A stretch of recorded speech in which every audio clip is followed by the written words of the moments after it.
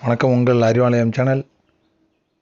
நம்ம அனைவரோட அறிவையும் திறனையும் வளர்க்குற விதமான பதிவுகளை பதிவிடுறதில் இன்றைக்கி நம்ம பார்க்க இருக்கிறது, ரஷ்ய அதிபர் விளாடிமிர் புதினை கைது பண்ண சொல்லி ஒரு வாரண்ட்டை பிறப்பிச்சிருந்தாங்க.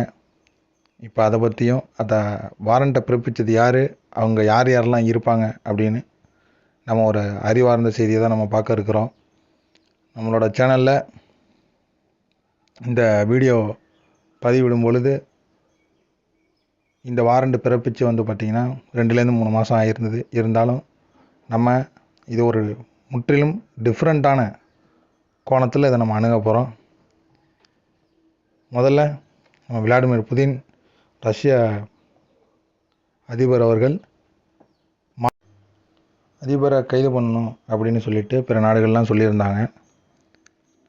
இந்த கோர்ட் பார்த்திங்கன்னா இன்டர்நேஷ்னல் கோர்ட் ஆஃப் ஜஸ்டிஸ், அவங்க கைது வாரண்ட்டு பிறப்பிட்டு கைது செய்ய சொல்லியிருந்தாங்க. இப்போ அந்த ஐசிஜே அந்த அமைப்பு எதுக்கு கீழே வருது அப்படின்றத முன்னாடி பார்த்துட்டு, அதுக்கப்புறமேட்டு பிறப்பித்த ஆணையில் என்னென்ன சிக்கல்கள்லாம் இருக்குது அப்படின்றத பார்ப்போம். நடைமுறைக்கு அது சாத்தியமா அப்படின்றத தான் நம்ம பார்ப்போம். எல்லோரும் கேள்விப்பட்டிருப்பீங்க யுனைடெட் நேஷன் அப்படின்னு சொல்லிட்டு. அந்த அமைப்பு பார்த்திங்கன்னா இந்த உலகத்தில் உள்ள அனைத்து நாடுகளோட உறுப்பினர்களும் ஒரு அங்கமாக, ஒரு கூட்டமைப்பாக கொண்ட ஒரு அமைப்பு. அதில் பர்மனண்ட் மெம்பர் அப்படின்னு சொல்லி 5 பேர் இருப்பாங்க. பர்மனண்ட் மெம்பர் 5 பேருன்றதை செக்யூரிட்டி கவுன்சில் அப்படின்னு சொல்லுவாங்க. செக்யூரிட்டி கவுன்சிலில் இருக்கிற 5 நாடுகள் யார் யாருன்னா, ரஷ்யா, அமெரிக்கா, பிரிட்டன், ஃப்ரான்ஸ், சீனா. இந்த 5 நாடுகளோட தலைவர்கள் பார்த்திங்கன்னா அதில் பங்கெடுத்துப்பாங்க. அவங்களோட முடிவுகள் ரொம்ப முக்கியமானதாக எடுத்துக்கொள்ளப்படும்.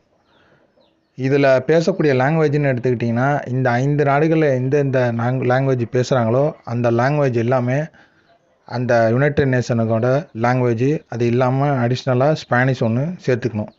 மொத்தம் பார்த்திங்கன்னா இவங்க இந்த 5 நாடுகள் இல்லாமல் இன்னொரு 10 நாடுகள், அந்த 10 நாடுகள் எதுலேருந்து தேர்ந்தெடுப்பாங்க அப்படின்னா, இந்த 5 நாடுகள் இல்லாமல் அதில் மெம்பராக இருக்கக்கூடிய ஒரு நாட்டோட ரெப்ரசன்டேட்டிவ்ஸும் 2 வருஷத்துக்கு ஒரு தடவை பார்த்திங்கன்னா 10 பேரை தேர்ந்தெடுப்பாங்க. ஒரு நாட்டுக்கும் வாய்ப்பு வரும். அந்த தேர்ந்தெடுக்கிற முறைகள் பார்த்திங்கன்னா, உங்களுக்கு உலகத்தில் ஜாகிரபி லொக்கேஷன், உலக வரைபடத்தை எடுத்து பார்த்திங்கன்னா அதில் இந்த ரீஜனுக்கு ஒரு கண்டமாக பிரித்து அந்த ரீஜனில் உள்ளவங்க இத்தனை வருஷத்துக்கு ஒரு தடவை இந்த நாடு பங்கேற்கணும் அப்படின்னு சொல்லி அது ஒரு முறை வச்சு அவங்க பிரித்து ஒரு ஆளாக அந்த 15 நபர்கள் கொண்ட செக்யூரிட்டி கவுன்சிலோட 15 நபர்கள் கொண்ட செக்யூரிட்டி கவுன்சிலில் தேர்ந்தெடுக்கிறாங்க. இந்த 15 நபர்களும் ஒரு தீர்மானம் ஏற்றுறாங்க அப்படின்னா, யுனைடெட் நேஷன் அசம்பிளியில் எல்லா நாடுகளும் சேர்ந்து ஒரு தீர்மானம் ஏற்றுறாங்க அப்படின்னா, அந்த 15 பேர் தான் அந்த தலைமை தாங்கி நடத்தி எடுத்துகிட்டு போகிறாங்க. அதை ஒரு தீர்மானத்தை அவங்க கொண்டு வரத்துக்கு 15 பேரில் 9 பேர் மட்டும் உங்களுக்கு ஓகே சொல்லிட்டுனா அந்த தீர்மானம் நிறைவேற வேண்டும். இது எழுத்துப்பூர்வமாக இருக்கிறது. ஆனால் நடைமுறையில் உங்களுக்கு ஒரு தீர்மானம் கொண்டு வராங்க அப்படின்னா, சில விஷயங்களுக்கு அவங்க பார்த்திங்கன்னா இந்த 9 நபர்கள் மட்டும் இருந்தால் போதும் அப்படின்றத நிறைவேற்றிடுறாங்க. சில விஷயங்களுக்கு அந்த 5 பேர் செக்யூரிட்டி கவுன்சிலோட பர்மனண்ட் மெம்பர் 5 பேர் அவங்களோட விருப்பம் ஒரு ஆள் ஏற்றுக்கலைன்னா கூட அந்த தீர்மானம் நிறைவேறாமல் போயிடும். இந்த 15 நபர்களில் உங்களுக்கு 5 நபர்கள் ஃப்ரான்ஸ், ரஷ்யா, அமெரிக்கா, பிரிட்டன், சீனா, இந்த 5 நாடுகள்லேருந்தும் எப்பொழுதுமே இருப்பாங்க. இந்த 6 வருஷத்துக்கு, அதாவது 2 வருஷத்துக்கு ஒரு தடவை அந்த கவுன்சில் மாற்றுறது. நீங்கள் அடுத்த 6 வருஷத்துக்கு 2 வருஷம் மாறி வந்தாலும் சரி, அந்த 5 நபர்கள் பர்மனெண்ட்டாகவே இருப்பாங்க. அதனால தான் அவங்க பர்மனெண்ட் மெம்பர் அப்படின்னு சொல்லிடுறாங்க.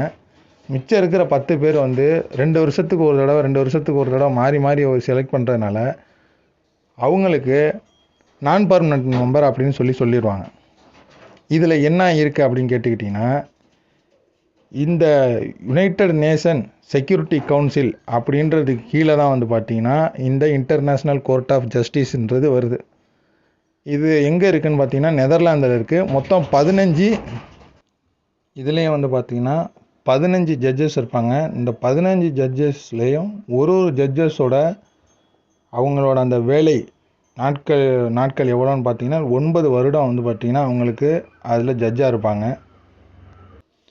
இந்த ஜட்ஜஸ் 15 பேரும் சேர்ந்து தான் ஒரு கம்ப்ளைண்ட்டை வந்து ரிசீவ் பண்ணி அதுக்கான தீர்ப்பை வழங்குவாங்க. அந்த தீர்ப்பை வழங்குறதும் வந்து பார்த்திங்கன்னா மெஜாரிட்டி ஆஃப் ஜட்ஜஸ் அப்படின்றது பேரில் தான் அந்த தீர்ப்பு வந்து ஐசிஜியோட பொதுவான தீர்ப்பாக மாறி வெளியில் வரும். அதன் மாதிரி தான் நம்ம புதினோட அரெஸ்ட் வாரண்ட்டையும் அந்த மாதிரி அவங்க கைது பண்ணணும் அப்படின்னு சொல்லி, அதாவது ரஷ்யா விட்டு வெளிநாடுகளுக்கு போகும்போது யுனைடெட் நேஷனோட இந்த ஐசிஜே அந்த அமைப்பில் யாரெல்லாம் மெம்பராக இருக்கீங்களோ அவங்க வந்து அரெஸ்ட் பண்ணணும் அப்படின்றது தான் ஆர்டரு. இதில் செக்ரட்டரியேட்னு ஒருத்தர் இருப்பார்.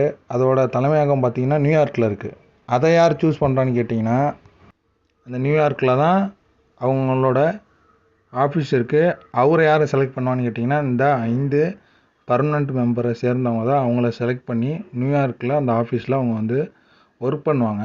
இதை நம்ம வந்து ரொம்ப நோட் பண்ணிக்கணும். என்னன்னு பார்த்தீங்கன்னா இவங்க யாராக இருப்பாங்கன்னா இந்த 5 நாடுகளுக்கும் நியூட்ரலாக இருக்கிற ஒரு ஆளாகவும், புவர் கண்ட்ரிஸ் நம்ம நாடுகளை வந்து பார்த்திங்கன்னா developed countries, developing countries, poor countries அப்படின்னு நம்ம ஒரு 3 விதமாக பிரிக்கலாம். அதுலேருந்து தான் நம்ம அதே மாதிரி இவங்க அந்த புவர் கண்ட்ரிஸ்லேருந்தும் poor country plus neutral stand உள்ளவங்கள தான் அவங்க சூஸ் பண்ணுறதா சொல்லியிருக்கிறாங்க. இது வந்து செக்ரட்டரியேட்டில் ஒர்க் பண்ணுற ஆள். இவர் தான் என்ன பண்ணுவார்னா யுனைடெட் நேஷனில் எந்த தீர்மானம் கொண்டு வந்தாலும் அவர் வந்து பார்த்திங்கன்னா தலைமை தாங்கி அதை நடத்தி வைப்பார். இதுக்கு கீழே சோசியல் அண்டு எக்கனாமிக் அஃபேர்ஸ்னு சொல்லிட்டு நிறையா பிரிவுகள் இருக்குது. எந்த மீட்டிங் இந்த உலக ரீதியில் இந்த மெம்பருக்கு இடையில் நடந்தாலும் அதையும் இவர் தான் தலைமை தாங்குவார். இவர் தான் வந்து பார்த்திங்கன்னா உங்களுக்கு நியூட்ரலாகவும் புவர் கண்ட்ரிஸ்லேருந்தும் வர ஒரு ஆளை தான் சூஸ் பண்ணுறதா சொல்லியிருக்கிறாங்க. இதை நம்ம வந்து நோட் பண்ணிக்கணும். இதை அடுத்து அப்படியே வந்து பார்த்திங்கன்னா இந்த செக்ரட்டரியேட்டோட தலைமையகம் நியூயார்க்கில் இருக்கிறதுனால ஃபஸ்ட்டு உங்களுக்கு அந்த இடத்துல ஒரு வெளிப்படைத்தன்மை உங்களுக்கு இல்லாமல் போயிடுது. அப்போ வந்து 5 நபர்கள் இருக்கிறாங்க. 5 பர்மனெண்ட் மெம்பரில் நீங்கள் ஈஸியாக வெஸ்ட்டு நான் வெஸ்ட்டுன்னு பிரிச்சிடலாம். இதில் வெஸ்ட்டு கண்ட்ரிஸ் அப்படின்னு பிரிக்கும்போது அமெரிக்கா, ஃப்ரான்ஸ், பிரிட்டன் 3 பேர் வந்துடுவாங்க. ஆப்போசிட் சைடில் சீனாவும் ரஷ்யாவும் வந்துடுவாங்க. ஸோ உங்களுக்கு இதில் நியூயார்க்கில் தான் வந்து உங்களுக்கு செக்ரட்டரியேட் இருக்குது. ஸோ இது ஒருதலை பட்சமாக செயல்படுறதுக்கு இந்த இடத்துல ஒரு முதல் வாய்ப்பாக அமைஞ்சிருது. ரெண்டாவது, மங்கோலியா போயிருந்தப்போ புதின் ஒரு வாரத்துக்கு முன்னாடி, அதாவது வந்து பார்த்திங்கன்னா உங்களுக்கு அதோட அண்டை நாடாக மங்கோலியாவுக்கு பயணம் மேற்கொண்டார். அவங்க வந்து பார்த்திங்கன்னா அங்கே ஒரு எக்கனாமிக்கல் ரீதியான ஒரு மீட்டிங்கை வந்து நடந்தது. அந்த மீட்டிங்க்கு அங்கே போகும்பொழுது மங்கோலியா ஏற்கனவே யுனைடெட் நேஷனில் ஐசிஜி அமைப்பு கீழே மெம்பராக இருக்கிறதுனால அரெஸ்ட் பண்ணணும் அப்படின்னு சொல்லியிருந்தாங்க. ஆனால் அவங்க அரெஸ்ட் பண்ண முடியாமல் கடைசியாக வந்து பார்த்திங்கன்னா எங்களோட கைகள் கட்டப்பட்டு இருக்கிறது அப்படின்னு சொல்லின்ற மாதிரி அவங்க சொல்லிட்டாங்க. யாருன்னா மங்கோலியா நாடு. இப்போ நம்ம ஒரு உதாரணத்துக்கு எடுத்துக்கிட்டோம் அப்படின்னா அதுக்குன்னு ஒரு அமைப்பு இருக்கணும். அந்த அமைப்பு கீழே அவங்களுக்கு சில குறிப்பிட்ட ஃபோர்ஸஸ் இருந்தால் தான் அவங்களோட ஆணையை நிறைவேற்றுற மாதிரி இருந்திருக்கணும். இப்போ யுனைடெட் நேஷனுக்கு தனியாக எந்த ஒரு ஃபோர்ஸுமே கிடையாது. உலக நாடுகள் தங்களோட ஆர்மியிலேருந்து கொஞ்சம் வீரர்களை அனுப்பி வச்சு அதை வந்து United nation piece keeping force அப்படின்னு சொல்லிட்டு தான் சில நாடுகளில் அமைதியை நிலைநாட்டுறதுக்காண்டி அவங்க வீரர்களை அனுப்புகிறாங்க. இதில் நம்ம இந்தியாவோட வீரர்களுமே பார்ட்டிசிபேட் பண்ணி இன்னைய வரைக்கும் அவங்க அதை சக்ஸஸ்ஃபுல்லாக பண்ணிக்கிட்டு இருக்காங்க. இந்த மாதிரி அரெஸ்ட்டு அப்படின்னு வரும்பொழுது ஒரு தனி நாடை தான் கொண்டு போய் அனுப்பி நீ அதை அவங்கள அரெஸ்ட் பண்ணு அப்படின்னு சொல்கிறாங்க. பட் அது வந்து எந்த நாடுனாலையுமே முடியாது. இந்த ரஷ்யாவோட அதிபரில் எந்த நாட்டு அதிபராக இருந்தாலும் சரி, வேற ஒரு நாட்டுக்கு போகும் பொழுது அவரை கைது பண்ணுறாங்க அப்படின்னா அந்த நாட்டு மக்கள் எப்படி நீங்கள் உங்களோட அதிபரையோ பிரைம் மினிஸ்டரையோ நீங்கள் வந்து அரெஸ்ட் பண்ணலாம் அப்படின்னு சொல்லி கண்டிப்பாக அதிர்வலைகள் வந்து உங்களுக்கு உருவாகும். அதை வந்து உங்களுக்கு எந்த நாடுனாலையுமே பண்ணவும் முடியாது. ஏன்னா இவங்களுக்கு தனியாக ஒரு ஃபோர்ஸும் கிடையாது. அந்த நாட்டுக்குள்ளார இப்போ மங்கோலியாக்குள்ளாரே போய் அரெஸ்ட் பண்ணுறதுக்கு யுனைடெட் நேஷனுக்கு தனியாக ஃபோர்ஸ் கிடையாது.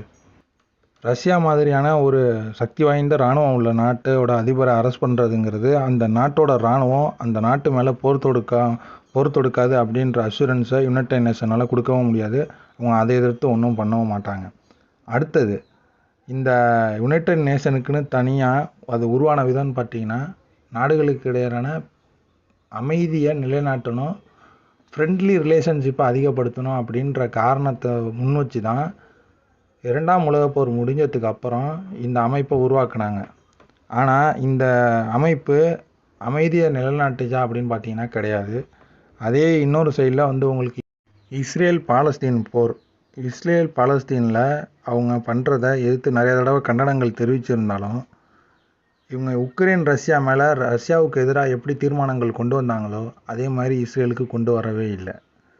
இதில் வந்து ரெண்டாவது, இதில் ஆயுதங்கள் இஸ்ரேலுக்கு சப்ளை பண்ணுற மெயின் ஆள் அப்படின்னு பார்த்தீங்கன்னா உங்களுக்கு அமெரிக்கா தான். அமெரிக்காவுக்கு எதிராக பெரிய அளவில் வந்து அவங்களுக்கு கண்டனங்கள் தெரிவிக்கலை, அதுக்கு எதிராக எந்த ஒரு ஆக்ஷனுமே எடுக்கவே இல்லை. ஸோ யுனைடெட் நேஷன், ஐசிஜே இந்த 2 அமைப்பும் வந்து பார்த்திங்கன்னா பேரளவில் தான் செயல்பட்டுக்கிட்டு இருக்குது. இதுக்குன்னு தனியாக ஸ்ட்ரென்த்தனான ஒரு வரையறுக்கப்பட்ட முறைகள் வந்து எதுவுமே கிடையாது. அவங்க என்னென்ன நினைக்கிறாங்களோ அது தான் அங்கங்கே நடந்துக்கிட்டு இருக்குது. ஸோ வெஸ்டர்ன் கண்ட்ரிஸ் நினைக்கிறது தான் மேக்ஸிமம் வந்து பார்த்திங்கன்னா ஐசிஜேயில் தீர்மானமாக கொண்டு வரப்படுது.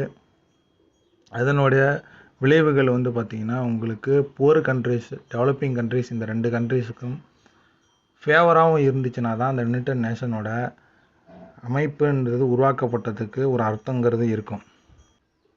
அதே மாதிரியே உங்களுக்கு அந்த அமைப்பு உருவாக்கப்பட்டது, ஒரு போர் வருதுன்னா அந்த போருக்கான காரணங்களை அலசி ஆராய்ஞ்சு அந்த இதை வந்து ஒரு விலாவரியாக ஒரு தீர்ப்பு வழங்கணும் அப்படின்றது வந்து இந்த இதில் வந்து பழக்கமே கிடையாது.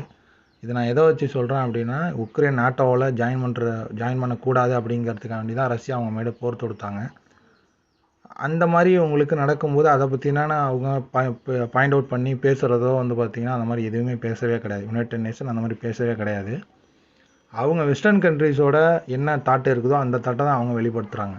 இந்த வீடியோவில் நம்ம பார்த்தது பார்த்திங்கன்னா யுனைடெட் நேஷனுங்கிறது அதோட எப்படி செயல்படுது, அதனோட வரைமுறைகள் வந்து பார்த்திங்கன்னா எப்படி வரையறுக்கப்பட்டு நடைமுறைப்படுத்தப்பட்ட விஷயங்கள் எப்படின்னு பார்த்தோம். இதிலேருந்து நம்ம சொல்கிறது, நம்ம கேட்டுக்கிறது என்னன்னு பார்த்தீங்கன்னா, யுனைடெட் நேஷனுங்கிறது எந்த ஒரு நாட்டுக்கும் ஒரு சார்பு அமைப்பாக இல்லாமல் எல்லா நாடுகளுக்கும் ஒரு பொதுவான அமைப்பாகவும், பொதுவான ஒரு விதிமுறைகளையும், பொதுவான ஒரு கண்டிஷன்ஸையும் கொண்டு வந்து நாட்டில் ஒரு அமைதியை நிலைநிறுத்தணும் அப்படின்றது நம்மளோட தாழ்மையான வேண்டுகோளாக இருக்குது. இந்த பதிவு உங்களுக்கு பிடிச்சிருந்துச்சு அப்படின்னா லைக் பண்ணுங்கள், உங்களோட ஃப்ரெண்டுக்கு ஷேர் பண்ணுங்கள். நன்றி, வணக்கம்.